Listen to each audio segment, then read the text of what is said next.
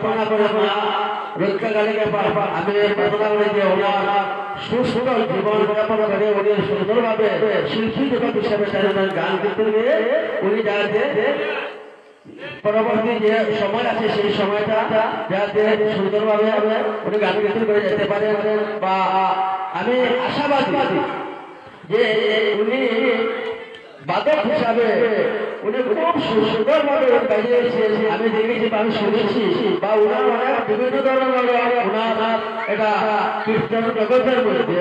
ওনার অনেক উৎসাহ যে ওনার একটা মনের ভিতরে একটা আবেগ আছে যে উনি যে শিল্পী জগতে ওনার একটা স্বপ্ন যে উনি পড়াশোনার মাধ্যমে খুব একটা শিল্পী হিসাবে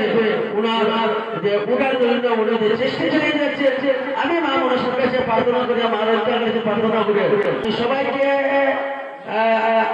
আমার শ্যামলকোনাবাসী এবং গোয়ালপাড়াবাসী যারা বক্তব্য আছে, যারা আমার বাবার সমতুল্য বাবারা আছে,